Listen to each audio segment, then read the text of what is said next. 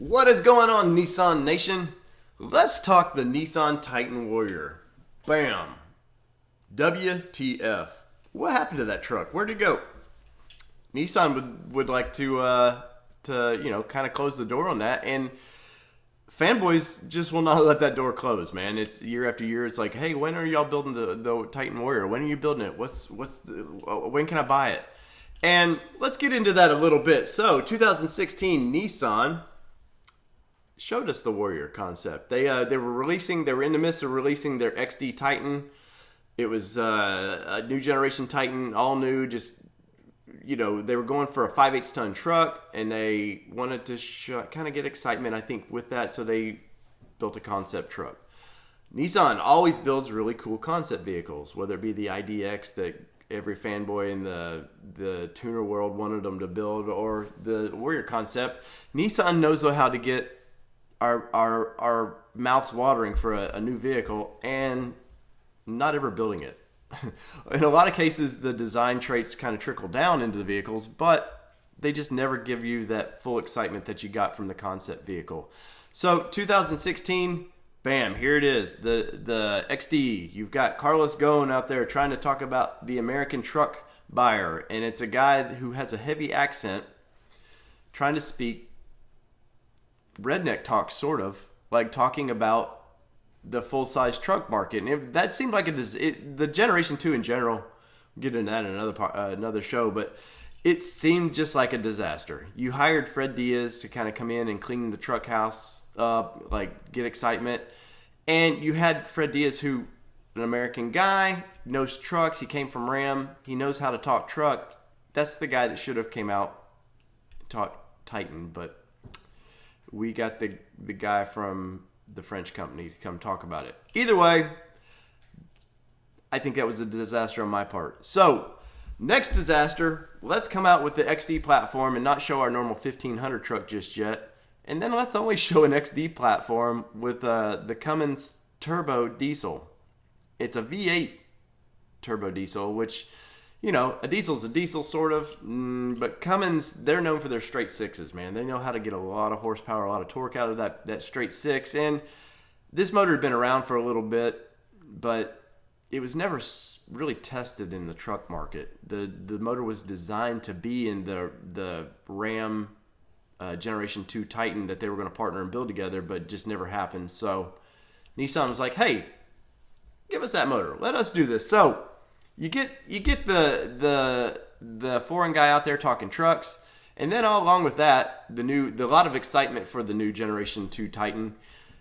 You get the Titan Warrior concept, and people seen this Warrior concept and were like losing their minds. Like reporters who would crap on Nissan like crazy were going nuts for this. They were all on it, like pictures galore, man.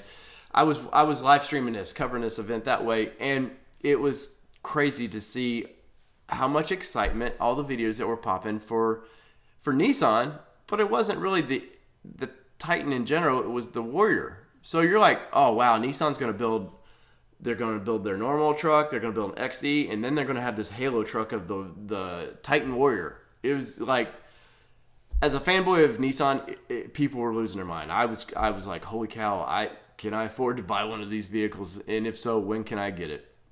So, bam, launches. You can tell Nissan took a lot of inspiration from the Ford Raptor. Why not? Raptor kind of created a new segment for trucks. The off-road kind of desert runner truck. Now, Nissan has some heritage in this. They in the 80s built the little hard body that was a little desert runner package. And the motor maybe wasn't super exciting. The truck was, an off-road built truck. But times change, the truck disappears, and, the full-size market kicks in, and then Nissan decides they want a piece of that along with Toyota. And why not? Full-size trucks they're gaining in popularity. The profit margins of a full-size truck is a lot versus, say, selling 3 Versas to get the same profit you would from a full-size truck. So, yeah, why not? Let's get into that. And so we made a splash. Here's the Titan Warrior. And they had Randy Rodriguez, the guy that was kind of in charge of this concept. He's talking this vehicle like crazy, presses all over him, and he starts hinting this could be a production vehicle, which just adds to the craziness. Like, oh my God, oh wow, we've got to get this truck in dealers right now, because GTR is a halo for the car, and dealers, you would see one in dealers, whether they sell many, it does bring people in to look at the Nissan brand. And could you imagine a GTR and a Warrior in the showrooms together, man? It would be like the ultimate exciting thing for dealers. I think it would have brought in a lot of customers had Nissan built it.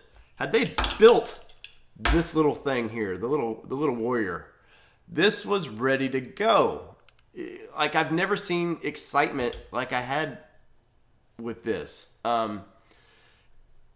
It was just nuts. The one problem that from the get-go about Warrior was Nissan's releasing it as an XD diesel. And you're like, what's wrong with that?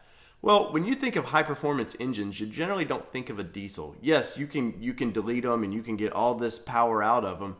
But from the get-go, you don't think diesel. You think gasoline engines. And when the diesel came out, it was 305 horsepower, I believe, 555 foot-pounds of torque. So it's a great engine for workhorse engine.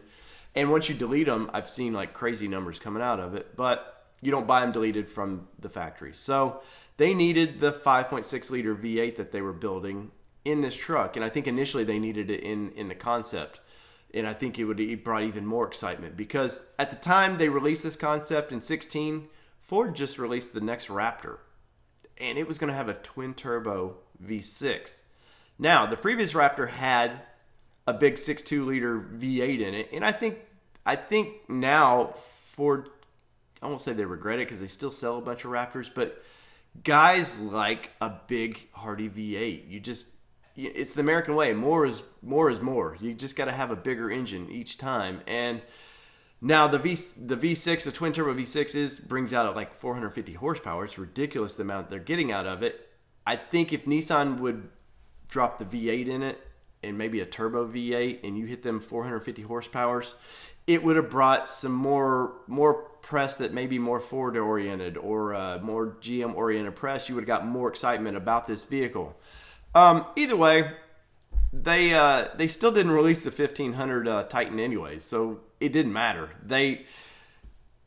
Nissan in their sometimes silly ways, I don't know whether it's because there's always a flux of management or what, their focus is like they have short-term focus and bam, bam, bam, they're moving somewhere else. So they drop this on us, and then they start showing it in all the, is it Chicago? Is it New York? Like, they're really showing this truck around. And what you want to gauge interest from the public and the press of whether they should build this. And clearly the press, because it was in every magazine, it was on every YouTube thing you could find at the time. Like, the excitement was there from the press, and I think the excitement was really there from the public.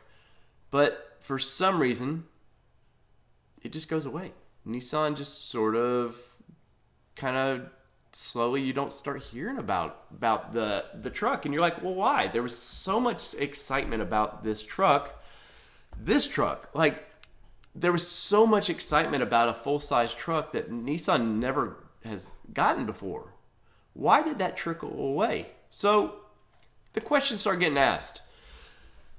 Why are we not building this truck? And I forget which exec it was, but a reporter asked him, and he's just honest. He's like, well, we need to build 100,000 Titans before we can start working on the Warrior. And you're like, okay, well, that's a couple years sales that, Nissan doesn't sell what Ford or GM sells, but they can hit 100,000 in probably 2 years, easy. And the executive sort of left it open. It was kind of crazy. It was like,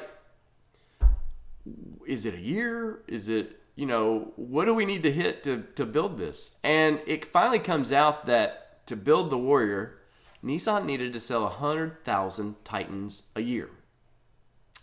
Well, let's look at that. Why, in the truck world right now, Ford in this quarter has sold 200,000 F-150, F-250s altogether. They'll sell probably 300,000 of that truck easy in a year. Okay, and Nissan's only selling 50,000 or so. Let's break it down. So in 2016, Nissan sold 21,880 Titans. And okay, I'll give them that because it took a little bit. They debuted the truck in January. They didn't start selling it till late spring, early summer. So, and it's hard to get from dealers, you know. So I'll give them that one. The next year, 2017, which I own a 2017 Titan, they sold 52,924 of those bad boys. So sales are doing this. At the same time, Ford, GM, and everybody's refreshing their vehicles, and infotainment. If you haven't yet, you should know it by now. Infotainment comes into the dictionary for trucks. Ram starts bringing out these big 9, 12-inch screens in their trucks, and it's just changing everything. Nissan has a little 7-inch monitor. It's touchscreen. It's it's a radio. It does its thing. Has some navigation on it, but it starts making the Titan look old. And so 2 years in, the truck's looking old. So this is just making the interest in the Titan for Nissan keep going down and down and down. So 2018, 50,549. So sales are starting to go down. Like it's matching that all the other brands are refreshing. They're quick to refresh. Nissan's not so quick to refresh. It's bringing some. They're losing momentum on this truck. So you go. Maybe would the Warrior have brought that excitement in? Would it have helped sell the normal trucks? And in my opinion, yes. I think you needed to make a bigger splash than what they did. I think you needed to. The Warrior concept, obviously, it's a great looking vehicle. A lot of cool colors on it. A lot of things that made it special to Nissan. But yet it did take on the Raptor sort of if they would have built it. But anyway, so. Sales are going down. That just all of a sudden Nissan starting to lose interest in that truck. They're like, well, we can't even sell the full size currently. Why do we need to make a Halo truck? But in my opinion, I think it would have helped sales ultimately. But can the Warrior come back? And you're like, how would he come back? Nissan just refreshed their Titan. The 2020 Titan's been refreshed, and you see a few traits of the Warrior in there, but it's nowhere near what the Warrior was. And let's think about this. So Nissan has a history of slow going when it comes to releasing trucks. You've got a new truck that's due to be out. So clearly the Titan right now just refreshed. It was a light refresh. It's not a Generation 3 kind of refresh. So that truck's going to be out for the next 3 to 5 years. You're like, where does the next truck come from? How do we get it? And you look at the Frontier, guys. Yeah, Frontier. I said it. A little truck. Nissan knows how to sell Frontiers. For whatever reason, from the 70s when the gas crunch hit, you had Toyota and everybody coming in selling the little affordable trucks. For whatever reason, that stuck in people's minds that little trucks should be imports. Ford just brought back their Ranger because of Toyota's dominance in the market. Nissan's been... For the longest, it was just Toyota and Nissan. Everybody got out of it, and they were like, no, we build these trucks. We know these trucks. So you've got a Frontier that's due to be refreshed, and that's super exciting because you never know what direction Nissan can go with it. They build an off-road package in a Pro 4X. They do it in the Titan. They do it in the Frontier. But what if there was another trim? What if there was a Warrior trim? Nissan execs have said in the past that the next Frontier should be the stepping stone for Titan. They know their volume is Frontier, and if you build excitement through there and you just do something game changer with the Frontier, it can translate to the Titan because they know that vehicle. Like I said, they know mid-sized vehicles. They didn't know full size as well. And it boggles my mind how especially the US market is just little trucks to big truck is just completely different people. A lot of work truck people, they don't want something performance based. They want something diesel. They want something that based. And generally, the little truck guys seem to they come from kind of sports car mentality a little bit. So they want something a little sportier. So it makes sense that if you have a new truck coming out in the Frontier and it's supposed to be all new, let's go Warrior with it a little bit. Let's take some design cues, whether it be colors or overall, look of the Warrior, and let's shrink it down a little bit and let's do a true off-road package for the little trucks. It makes sense. A lot of little trucks are actually off-road vehicles now. If you can go to anything overland now, you look at a lot of it's going to be Toyota Tacoma based, or it's going to be Jeep, the new Jeep Gladiator truck base. Jeep just jumped in. They're putting a diesel in this Gladiator, so they're looking at performance for that vehicle. So the mid-size market is really due to be shook up, and if Nissan really wants to shake things up, it's time to push all your chips in and bring that Warrior and put it in a smaller truck, something frontier like. I don't know whether you take and you call it. You let Nismo, like Nismo loves to do something with GTR and 370Zs. They like to try and take the next level. Does Nismo now step in and go, okay, you build up to the Pro 4X and then give us a truck to do on our own. Let us make a performance-based truck. And I think that's how the Warrior could live on. I think that people I still daily, anything that we do truck-wise, I always get the questions asked to me, whether it's through messaging or just personally when we're attending events, of when's the Warrior coming out? And I don't ever see the full-size market for Nissan really taking off to where they can build that, but I do see where the next Warrior could be the Frontier. And do they call it a Frontier Warrior? I would. That Warrior now has there's a cachet to, there's something exciting about calling your truck a Warrior. I almost would probably scrap the Frontier, and I would just go, my next Generation 1 truck is now the Warrior, and it's the little truck, and you build from that. You take the excitement of a name that you created, this name, this excitement for a truck line, you take it, you build from that, and see what happens. It makes sense too if you look at the GTR, it's due to either be put out to pasture for a bit, or it's got a big refresh coming. You've got a 3.8 liter twin turbo V6 sitting over there in Japan. Could you imagine mating that, twin turbo? The Raptor, the full size Raptor has a twin turbo, but could you imagine a twin turbo V6 in a Frontier that's off-road worthy? 450 horsepower in a little truck. That's how you do a game changer. That's how you take and build a Warrior. That's how you say, here's the benchmark for whatever the ZR2 package or whatever you're building. I just upped it 150 horsepower. And now the truck, granted that truck's going to be a $60,000 to $80,000 mid-sized truck. Who cares? You finally came and you built the Warrior. You gave us this in the small package, and you just game changed the whole thing. So, let me know what you think in the comments below, guys. I'm always love to talk Nissan Warrior. We could do an hour-long video on this. I've tried to just hit the high points of why maybe that truck could have been built and why it wasn't built. But give us the old thumbs up. If you really like us, hit subscribe. If you super like us, hit the old bell so next time these videos pop up that you'll be first in here. Once again, drop comments below. Let me know what you think. Share this video like crazy. Till next time, guys, I'm your host, David Boyd. Peace.